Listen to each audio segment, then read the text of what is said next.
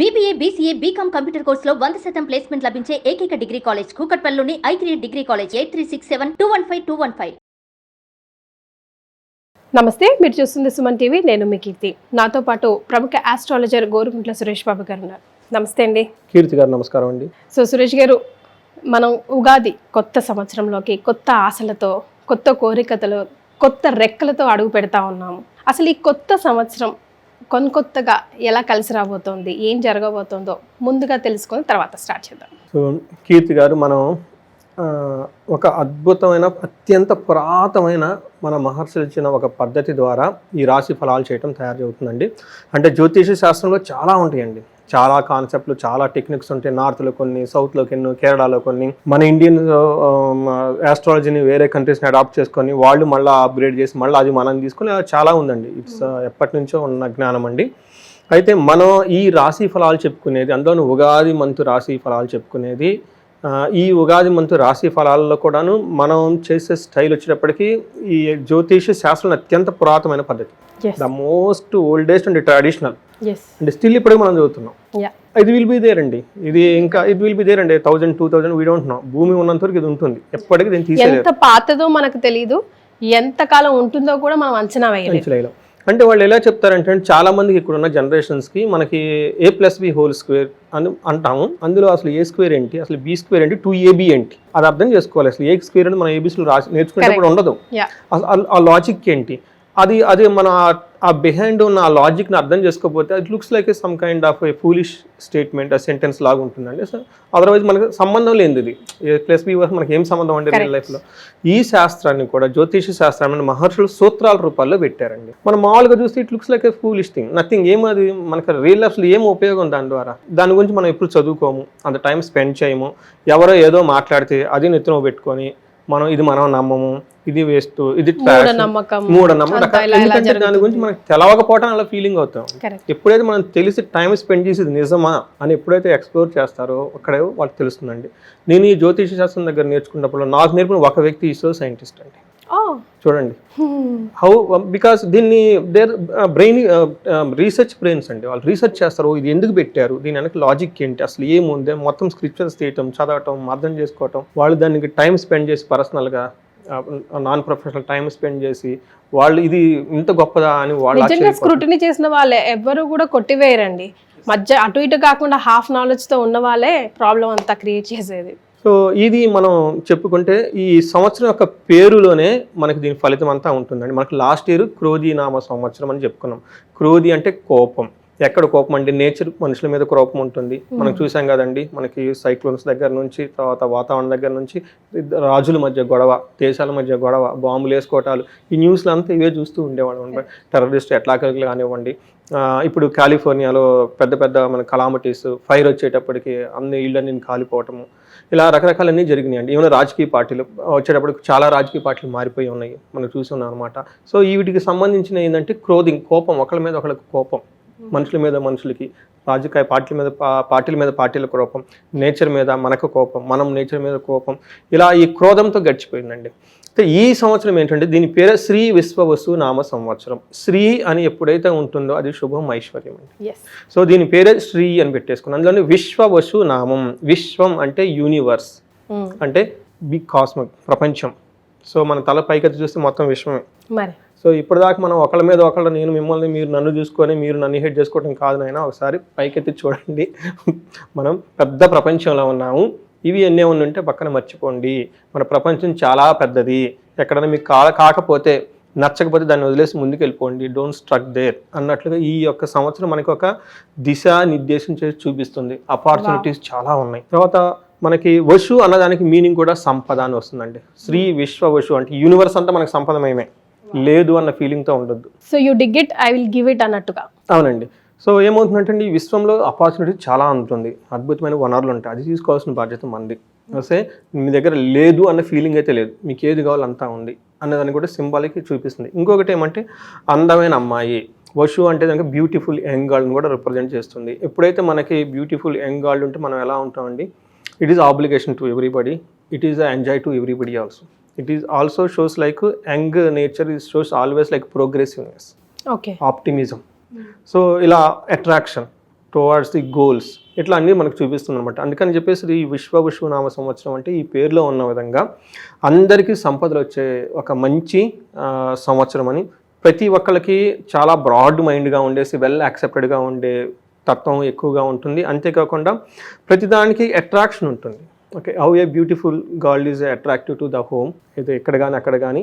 తర్వాత how she so nice and active, ప్రతి ఒక్కరు కూడా అలా ఉంటారు, ప్రతిదీ సృష్టిలో ఉంటుంది అని మనం తెలుసుకోవాలి అని చెప్పేసి మనకు శ్రీ విశ్వనామ సంవత్సరం అంతా అలా ఉంటుంది. సో వెరీ పాజిటివ్, అందులోనూ డౌటే లేదు. తర్వాత వచ్చేటప్పటికి ఈ పేర్లు మనకు ఎలా వచ్చినాయి, చాలా మందికి తెలవని విషయం ఏంటంటే 60 సంవత్సరాలు ఉంటాయండి. నా చిన్నప్పుడు ఎప్పుడు బాగా చదువుకున్నప్పుడు ఉండే ఈ 60 సంవత్సరాలు తెలుగు సంవత్సరాల పేర్లు. మరి ఇప్పుడైతే ఆ టెక్స్ట్ బుక్స్లో ఉన్నాయో లేవో అయితే డౌట్. మా అబ్బాయి టెక్స్ట్ బుక్స్లో చూస్తే ఇప్పటి వరకు లేవు. అందులో 60 సంవత్సరాల పేర్లు, తర్వాత నక్షత్రాల పేర్లు, తర్వాత రాసుల పేర్లు ఇవన్నీ ఉండేవి. చదువుకొని చదువుకొని బై హార్ట్ చేసుకుని ఉండేవాళ్ళం. బట్ ఆ జనరేషన్ పోయిందేమో నాకు తెలిసి అయితే ఇంక ఈ జనరేషన్కి అయితే ఇవి ఉన్నాయో లేదో కూడా తెలియదు. సో మనకి తెలుగులో 60 సంవత్సరాలు ఉంటాయండి. ఈ 60 సంవత్సరాలకి 60 పేర్లు ఉంటాయండి. సో మన హిందూ శాస్త్రంలో ఉన్న బ్యూటీ ఏంటంటేనండి, టయానికి ప్రతి దానికి పేర్లు ఉంటాయండి. ఇప్పుడు మనం ప్రతిరోజు 12 o'clock, 10 o'clock, 5 o'clock ఈ ప్రతి అవర్లకు కూడాను మన జ్యోతిష్ శాస్త్రంలో పేర్లు ఉంటాయండి. ఆ పేరుకు అనుగుణంగా ఆ యాక్టివిటీ ఉంటుంది. అలానే మనకి ఈ సంవత్సరానికి కూడా మనకి 60 సంవత్సరాలకి సైకిల్ మారుతూ ఉంటుందండి. ఫస్ట్ మనకి 60 సంవత్సరాలకి మళ్ళీ 60 సంవత్సరాలు. అందుకని మనకంటే మనిషి యొక్క ఆయుష్ 120 years అయితే ఈ కలియుగం ప్రకారం, మన జ్యోతిష్ శాస్త్రం ప్రకారం 120 years. అయితే ఎప్పుడైతే 60 years కంప్లీట్ అయిపోయింది, అతను ఒక సైకిల్ కంప్లీట్ అయ్యారు కాబట్టి షష్ఠి పూర్తి అయ్యారు. అందుకని 60 సంవత్సరాలు చేసుకుంటారు. మళ్ళీ రెండో సైకిల్ స్టార్ట్ అవుతుంది కాబట్టి ఆ ఫేని అతను లైఫ్ క్రాస్ అయ్యాడు. అందుకని మిడిల్ ఏజ్ అంటారు 60. ఓకే, మిడిల్ ఏజ్ తర్వాత అది డిఫరెంట్ ఇష్యూ అనుకోండి. అయితే ఇప్పుడు మనకి ఈ 60 సంవత్సరాలు ఎలా వచ్చినాయి అంటే మనకి పురాణాల ప్రకారము వీళ్ళ ఈ 60 సంవత్సరాలకు కూడా నారద మహర్షి యొక్క సంతానం అని చెప్తారు. అవునండి. సో వీళ్ళకి నారద మహర్షి తన కొడుకులు యుద్ధానికి వెళ్ళినప్పుడు వాళ్ళందరూ చనిపోతారు. అప్పుడు నారద మహర్షి పుత్ర యొక్క శోకంతో చేసుకుంటాడు. ఏంటి నాకు ఇలా చేసావు, ఎప్పుడు నారాయణ నారాయణ నేను చెప్పిస్తుంటాను కదా, నాకేంటికి పుత్ర శోకం అనగానే అప్పుడు ఆయన విష్ణుమూర్తి వచ్చేసి సృష్టి స్థితి లయ, మనకి విష్ణుమూర్తి అనగానే స్థితి ఉన్నదాన్ని కాపాడుకుంటూ ఉంటాడు, దీన్ని సస్టైన్ చేస్తూ ఉంటారు. కాబట్టి ఈ సృష్టి సస్టైన్ అవటానికి కాబట్టి టైంలో చాలా ఇంపార్టెంట్. కాబట్టి మీ యొక్క కుమారులు మళ్ళా బతికి వీళ్ళు 60 సంవత్సరాలుగా ఈ సృష్టిని సైకిల్ నడిపిస్తూ ఉంటారు. ఒక్కొక్క సంవత్సరం వచ్చేటప్పటికి ఒక్కొక్క నీ కుమారుడు రిప్రజెంటేషన్ చేస్తూ ఉంటారు, వాళ్ళ యొక్క తత్వాన్ని ఇందులో బోధిస్తూ ఉంటారు అని చెప్పేసి వరం ఇస్తారండి. అందుకని చెప్పేసి ఇప్పుడు మనం చేసే ఈ 60 సంవత్సరాలు కూడాను నారద మహర్షి యొక్క కుమారుల యొక్క పేరు, వాళ్ళ యొక్క తత్వం ఇక్కడ ఉంటుంది. సో ఇదంతా మనకి సస్టైనబిలిటీ అంటే మనం పుట్టాం కాబట్టి ఉన్నంత వరకు మనం ఎలా ఉండాలి, హ్యాపీగా, ఉత్సాహంగా, తర్వాత ఆనందభరితంగా, శోభాయమయంగా ఉండాలి. సో బాధపడుతూ ఉండకూడదు అన్న ఒక తత్వాన్ని కూడా ఇందులో పెట్టారండి. వాళ్ళకి మనకి క్లూస్ ఇస్తారు, ఈ టైంలో ఇలా ఉంటుంది, ఈ టైంలో ఇలా ఉంటుంది, మీరు జాగ్రత్తగా మెంటల్గా ప్రిపేర్ అయ్యి చక్కగా ముందుకెళ్ళండి అని. ఇది అంతా మనకి పురాణాల్లో చెప్పిన రహస్యం. సో ఇది అంతా ఇంత మహత్తరమైన ఒక నాలెడ్జ్ని మీ ముఖంగా ఓకే ఈ సుమన్ టీవీ వెన్యూ మనకి ఇచ్చినందుకు ఇది ఒక అదృష్టంగా నేను భావిస్తున్నాను. అలానే చూసే వాళ్ళకు కూడాను అష్టైశ్వర్యాలు కలగాలని ఈ పేరులో శ్రీ విశ్వనామ సంవత్సరం ఆ పేరుకు తగ్గ వాళ్ళ ఇంట్లో కూడా ఐశ్వర్యం నిండుకొని ఉండాలని చెప్పేసి కోరుకుంటూ మనం ముందుకెళ్దామండి. వెరీ వెల్ స్టార్టెడ్ అండి. Thank you so much. And it's our blessings మీ ముఖంగా మేమందరం తెలుసుకోవడం కూడా. శ్రీ విశ్వవసునామ సంవత్సరంలో కన్యా రాశి వారికి ఎలా ఉండబోతుందండి? ఈ పేరులోనే ఉందండి విశ్వవసునామ సంవత్సరం.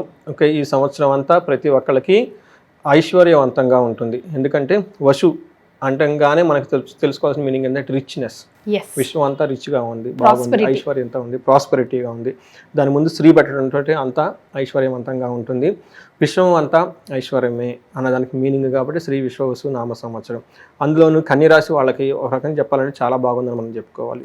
ఈ రాశి వాళ్ళు చాలా చక్కగా వ్యాపారంలో కానివ్వండి, చదువులో కానివ్వండి, ప్రతి దాంట్లో చాలా చక్కగా చూసుకుని వెళ్ళిపోయి మంచి రిజల్ట్ సాధిస్తారండి. సో అయిపోయింది, ఇంకా చూడనవసరం లేదు వీడియో. చూద్దాం. ఇప్పుడు ఇందులో ఉన్న నక్షత్రాలు కనుక చూసుకుంటే ఉత్తర 2, 3, 4 పాదాలు, హస్త 1, 2, 3, 4 పాదాలు, చిత్త 1, 2 పాదాలు అంతా కన్యరాశిలో ఉంటాయండి. పేరు బలం కనుక చూసుకుంటే వీళ్ళకి టో, పా, పి, పు, షం, నా, టా, పే, పో ఈ అక్షరాలు ఇదే సౌండ్తో ఉన్న పేర్లంతా కూడాను ఇదే మోరాల్స్ ఇదే సౌండ్తో ఉన్న వాళ్ళంతా కన్యరాశి కింద వస్తారు. మనం ఇందులో మనకి ఆదాయము, వ్యయము, రాజ్యపూజ్యం, అవమానం చూస్తే మీరు ఎలా ఉంటుందో చూడండి. వీళ్ళకి ఆదాయం 11, వ్యయం 2. అబ్బా సగం సక్సెస్ అయినట్టే. ఇంకేమైనా చూడండి, ఆదాయం 11 అంటండి, వ్యయం 2 అంట. 2 అంటే వీళ్ళు బహుముఖంగా దశ దిశలో సంపాదించేసుకుంటారు. మరే ఏది చేసినా బాగుంటుంది. చూడండి, రాజ్య పూజ్యము 6, అవమానం కూడా 6, అంటే న్యూట్రల్. మీ మానాన్ని మీరు పని చేసుకుంటూ పోతూ ఉంటే మిమ్మల్ని అంత ఇబ్బంది పెట్టేవాళ్ళు ఎవరు ఉండరు. ఓకే, మిమ్మల్ని అర్థం చేసుకునే వాళ్ళు హ్యాపీగా ఉంటారు, అర్థం చేసుకునే వాళ్ళకి అర్థం కాదు కాబట్టి వెళ్ళిపోతూ ఉంటారు. మిమ్మల్ని అయితే ఇబ్బంది పెట్టే ఆదాయం బాగుంది, అన్ని విషయాలు కలిసి వస్తుందండి.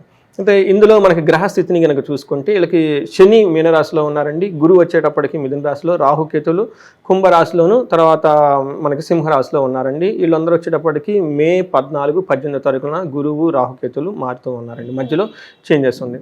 అయితే ఈ యొక్క గ్రహస్థితిని బట్టి మనం కనుక చూసుకుంటే మన మహర్షులు చాలా క్లుప్తంగా సింపుల్గా ఏం చెప్తారంటే దీన్ని లఘు గోచారం, సూక్ష్మ గోచారం అంటారు. దీని ప్రకారం కనుక చూసుకుంటే వీళ్ళకి మార్గశక్తిం ధనహాని, విత్తిం ద్రవ్యహాని అని చెప్తారనమాట. సింపుల్గా మనం కనుక చూసుకుంటే వీళ్ళకి ట్రావెల్స్, జర్నీస్ ఎక్కువగా చేసి బాగా వృద్ధి చెందుతారు, బాగా ఎక్కువగా తిరిగితే బాగుంటుంది వీళ్ళకని. తర్వాత విత్తం, బాగా ఫైనాన్షియల్గా గెయిన్ కూడా ఉంటుంది. అలా కాకుండా వీళ్ళకి స్వయం కృతాపరాధంతో ఎవరినో నమ్మి వీళ్ళంతా వీళ్ళ చేతులతో ధనం పోగొట్టుకునే అవకాశం ఎక్కువగా ఉంది. కాబట్టి జాగ్రత్తగా ఎంత కష్టపడి సంపాదించుకునే డబ్బులు వేరే వాళ్ళ చేతిలో మోసపోవటం అంటే ఇంకేముందండి. ఇది అందరికీ చెప్పాలండి, చాలా మంది తెలుసుకోవాలి. నాకు కువైట్ నుంచి ఒక లేడీ ఫోన్ చేశారండి. పాపం నైట్ ఫోన్ చేశారు, వాళ్ళకి టైం డిఫరెన్స్ ఉంటుంది కదా, ఫోన్లు చాలా బాధపడిపోయారండి. అక్కడ కష్టపడి ఇండియాకి డబ్బులు పంపించారండి, 15 లక్షల దాకా 20 లక్షల దాకా. ఇక్కడ వేరే వాళ్ళు వాటిని పాడు చేసేసారండి. చూడండి అక్కడ ఉన్న డబ్బులు ఎలా తీసుకుంటుందండి, అంత కష్టపడిందండి. చూడండి, అందులోని లేడీ అక్కడికి వెళ్ళి పాపం ఎన్ని కష్టాలు పడి ఉంటుంది దేశంలో. ఎవరైనా డబ్బులే కదండి. చూడండి, మీరు కష్టపడి సంపాదించుకోవటం ఒకటి ఎత్తండి, దాన్ని కాపాడుకోవటం రెండో ఎత్తండి. మీరు దాన్ని సరిగ్గా కాపాడుకోకపోతే ఏమవుతుందండి, ఎందుకంటే ఈ రాశి వాళ్ళకి లగ్నంలో కేతు, 12th హౌస్లో కేతు ఉండాలి, ద్రవ్య హాని జరుగుతుందండి. అంటే అనవసరమైన దుబారా ఖర్చులు, తర్వాత హాస్పిటల్స్కి, లేదంటే ఎట్లా పడితే అట్లా విచ్చలవిడిగా ఖర్చులు పెట్టే అవకాశం ఎక్కువగా ఉంది. కాబట్టి ఈ విషయాన్ని వీళ్ళకి ఇది ఒక్కటే లోపం, వీళ్ళకి మిగతా అన్ని విషయాలు బాగుంది కాబట్టి చాలా కేర్ఫుల్గా ఉండండి. తర్వాత మనకి 7th హౌస్లో శని ఉండటం వల్ల కంటక శని అంటారండి.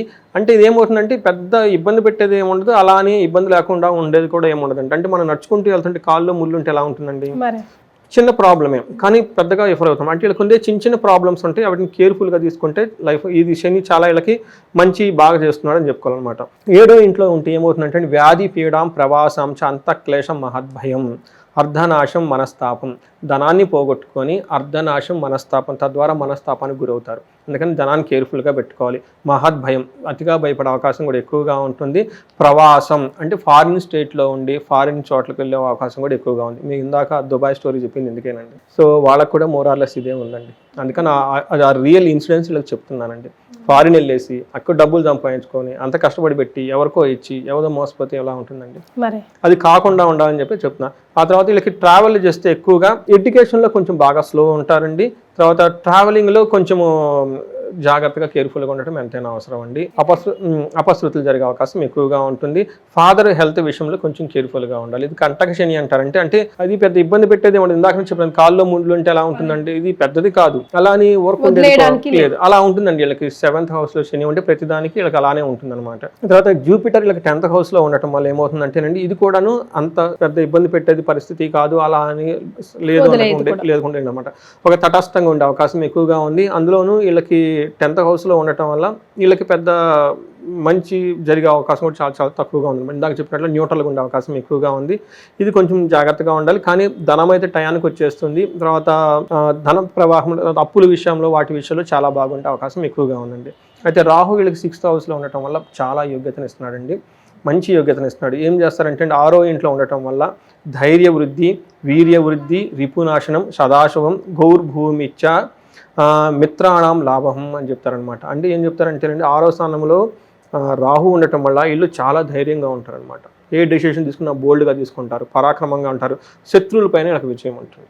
ఏది చేసినా కానీ ఫైనల్గా విజయం వీళ్ళ సొంతం అవుతుంది, శుభంగా ఉంటారు. శత్రువులు కారణంగా భూ ధనం వచ్చే అవకాశం ఎక్కువగా ఉంది. ఇంతకుముందు వీళ్ళు ఏదైనా కానీ కోర్టు వ్యవహారాలు ఉన్నా, లేదంటే పెండింగ్ పనులు ఏదైనా ఉన్నా, లేదంటే ఏదో మంచి పని చేస్తుంటే శత్రువులు ఇంకా ఆటంకాలు పెడుతూ ఉంటారు. అలాంటి వాళ్ళు రియలైజ్ అవుతారు, ఓకే వీళ్ళు మంచి పని చేస్తున్నారు, యూ టేక్ ఇట్, మీరు తీసుకుని వెళ్ళిపోండి అని శత్రువులు వచ్చేసి వీళ్ళకి వాళ్ళకి కావాల్సిన అంత ముందు వాళ్ళు రియలైజ్ అయ్యి వీళ్ళకి అనుకూలంగా పనులు చేసి పెడుతూ ఉంటారండి. సో ఒక రకంగా చెప్పాలంటే ఒక జూపిటర్ తప్పక మిగతా అన్ని విషయాలు చిన్న చిన్న ప్రాబ్లం తప్ప వీళ్ళకి కన్య రాశి వాళ్ళకి బాగుందని మనం తెలుసుకోవచ్చు. ఓకే, సో మరి నక్షత్రాల ప్రకారం కూడా అంతే వండర్స్గా ఉందండి. నక్షత్రం ప్రకారం కనుక చూసుకుంటే ఉత్తర ఫాల్గుని హస్తాచిత్త నక్షత్రాలు ఇందులో ఉంటాయండి. ఇందులో నక్షత్రం ప్రకారం చూసుకుంటే కొన్ని మిక్స్డ్గా ఉందండి, కొన్నిట్లో చాలా ఆపర్చునిటీస్ కనిపిస్తున్నాయి, కొన్ని ఛాలెంజింగ్గా కూడా ఉంది. ఫస్ట్ ఉత్తర ఫాల్గుని నక్షత్రం వాళ్ళకి ఫస్ట్ది కనుక చూసుకుంటే రాజ సమాన సౌఖ్యము, చక్కగా లగ్జరీగా కంఫర్టబుల్గా ఉంటారు. ఇయర్ ఎండ్ అంతా చాలా బాగుంటారు, పర్టికులర్గా జూన్ తర్వాత వీళ్ళకి చాలా బాగుంటుంది. అయితే ధన వృద్ధి ఫస్ట్ నవంబర్ వరకు చాలా ధనం ప్రవాహం చక్కగా ఉంటుంది వీళ్ళకి. తర్వాత జూలై 28 వరకు వీళ్ళకి ప్రమోషన్స్ అవన్నీ వచ్చే అవకాశం ఎక్కువగా ఉంటుంది. జూలై తర్వాత వీళ్ళు కొంచెం కేర్ఫుల్గా ఉండాలి. ఒకటి హెల్త్ విషయంలో ఏమైనా కనుక అప్పటిదాకా బాగా ఇబ్బంది పెట్టుంటే హెల్త్ కూడా బాగుండే అవకాశం ఎక్కువగా ఉంటుంది. వీళ్ళు రెండు విషయాలు చాలా కేర్ఫుల్గా ఉండాలి. జూలై 14 ముందు వీళ్ళు చేసిన పని కానివ్వండి, ప్రాజెక్ట్స్ కానీ ఏదైనా కనుక అందులో లాస్ క్రైసిస్ వచ్చేసి దాన్ని వదిలేసే అవకాశం ఎక్కువగా ఉంది. దీన్ని మరణం అంటారు, అంటే మరణ తుల్యం అని చెప్తారు అనమాట. అంటే మరణం లాగా ఉండే సిచ్యువేషన్స్ వచ్చే అవకాశం ఎక్కువగా ఉంటుంది. ఈ ఇల్లు కూడాను ఈ సంవత్సరం అంతా భయపడుతూ ఉండే అవకాశం ఎక్కువగా ఉంటుంది, కొంచెం జాగ్రత్తగా ఉండాలి. హస్త నక్షత్రం వాళ్ళకి 3 విషయాల్లో చాలా బాగుంది, 2 విషయాల్లో కొంచెం ఇబ్బందులుగా ఉంది. ఫస్ట్ ఎక్కడ బాగుందంటే వీళ్ళకి సంపదలు వచ్చేస్తాయండి. అభిషేకం చాలా, అంటే పట్టాభిషేకం, మంచి ప్రమోషన్స్ రావటం అవన్నీ వచ్చేస్తాయి. తర్వాత వీళ్ళకి మంచి రాజసమాన సౌఖ్యము, లగ్జరీ, కంఫర్ట్ అంతా ఉంటుంది. 2 విషయాల్లో కేర్ఫుల్గా ఉండాలి. ఆగస్టు 12 వరకు మరణ తుల్యం అని చెప్తారనమాట. ఏదైనా ఒక సిచ్యువేషన్ కానీ పరిస్థితి కానీ వదిలేసుకొని వెళ్ళిపోదాము ఎందుకు అన్న ఒక ఆలోచన వచ్చే అవకాశం ఎక్కువగా ఉంటుంది. క్రైసిస్లో కూడా వెళ్ళిపోయే అవకాశం ఎక్కువగా ఉంటుంది. ఏప్రిల్ నుంచి అక్టోబర్ 30 వరకు ఏదో ఒక విషయంలో వీళ్ళు భయం పడే సిచ్యువేషన్స్ వచ్చే అవకాశం ఎక్కువగా ఉంది. కాబట్టి ఆ 3-4 మంత్స్ చాలా కేర్ఫుల్గా ఉండడం ఎంతైనా అవసరం అండి. చిత్తా నక్షత్రం వాళ్ళకి చాలా స్ట్రైట్ ఫార్వర్డ్గా అండి, ఒకే ఒక్క ఛాలెంజ్, మిగతా అంతా పాజిటివ్గా ఉంటుంది. ఒకటి హెల్త్ విషయంలో ఎవరైనా కనుక బాధపడుతూ ఉంటే హెల్త్ బాగుంటుంది, ధనలాభం ఉంటుంది, సుఖం ఉంటుంది, సంపదలు కూడా ఉంటాయి. ఒకే ఒక విషయం వీళ్ళు ఈ సంవత్సరం అంతా వీళ్ళు ఇబ్బంది పడుతూ ఉంటారు అంటే మరణ తుల్యం అని చెప్తూ ఉంటారు. అంటే వీళ్ళు ఏదో ఒక పనిలో కానివ్వండి, వీళ్ళకి అంబిషన్స్ కానీ, వీళ్ళ డ్రీమ్, లేదంటే వీళ్ళకి ఫిజికల్గా కానివ్వండి ఒక ఇబ్బందులకు వచ్చేసి ఒక క్రైసిస్లో పడిపోయేసి వదిలిచ్చేసుకుందామా, కొలాప్స్ చేసేసుకుని వెళ్ళిపోదాం అన్నట్టు యాంగిల్స్ ఎక్కువగా ఈ ఆలోచనతో ఉంటారండి. బట్ అది తప్పగా మిగతా అన్ని విషయాల్లో బాగుందని చెప్పుకోవాలి. సో ఆ చిన్న చిన్న ప్రాబ్లమ్స్ కూడా బయటపడడానికి ఏదైనా రెమెడీస్ సూచిస్తారండి? సో వీళ్ళకి ఫస్ట్ మనం గురువుకి 10th హౌస్లో ఉండడం వల్ల ప్రొఫెషన్లో ఎవరైనా కనుక ఉంటే గురువారాలు చేయటం చాలా ఇంపార్టెంట్. శనగలు దానం చేయటం రెండోది. వీళ్ళకి the best remedy, simplest remedy ఏంటంటే టెంపుల్స్ విజిట్ చేయటం, మేధా దక్షిణామూర్తికి సంబంధించిన గుళ్ళు విజిట్ చేయటము, గురువారం శనగలు దానం చేయటం చేయాలి. సో మనకి దక్షిణామూర్తి అవతారం కోటప్పకొండ గుంటూరు దగ్గర ఉందండి. అక్కడ విజిట్ చేసినా కానివ్వండి, అక్కడ హోమం చేస్తారు సామూహికంగా. ఆ హోమం కనుక చేసుకున్నా కానీ చాలా బాగుంటుంది. ఎల్లో కలర్ వస్తువులు ఎక్కువగా వాడుతూ ఉండాలి. అట్లానే వీళ్ళు భగవద్గీత లాంటివి, లేదంటే మన యాన్షియంట్ స్క్రిప్చర్స్ లాంటివి, ఆశ్రమాలు విజిట్ చేయటం, ఇవన్నీ కనుక చేసుకుంటూ ఉంటే లైక్ రమణ మహర్షి ఆశ్రమం కానివ్వండి, ఆశ్రమాలు చాలా ఉన్నాయండి, మన ఆంధ్రాలో కూడా ఎన్నో ఉన్నాయి అనమాట. అక్కడికి వెళ్ళిపోయి కూర్చోవటము, అక్కడ టైం స్పెండ్ చేయటము, గురువు సత్సంగంతో ఉండటము, ఇలాంటివి చేస్తూ ఉంటే ఈ గురువు నుంచి వచ్చే ప్రాబ్లమ్స్ ఏమంటే వాళ్ళకి చక్కగా ఉంటుంది. బట్ మిగతా అంతా వీళ్ళకి ఓవరాల్గా చూసుకుంటే చాలా బాగుంది. ఎవరికైనా మరణతుల్యం కనుక ఏదైనా ప్రాబ్లం ఉంటే కనుక అమృత మృత్యుంజయ పాశుపతం హోమం ఉంటుందండి. ఇది కనుక చేసుకుంటే ఆ భయం పోతుందండి. భయం పోయేది కార్యక్రమం మధ్యలో ఆగిపోయినా కానీ, ఇంకోటి ఆగిపోయినా కానీ అవి ఆగకుండా ముందుకెళ్ళే అవకాశం ఎక్కువగా ఉంటుందండి. అది చేసుకోమని చెప్పేసి ప్రతి ఒక్కరికి విజ్ఞప్తి. రైట్ సురేష్ బాబు గారు, కన్యా రాశి వారికి తెలుగువారి సంవత్సరాది ఉగాది రోజు ఎలా ఉంటుందో, ఉగాది సంవత్సరం అంతా ఎలా ఉండబోతుందో వివరించారు. ధన్యవాదాలండి.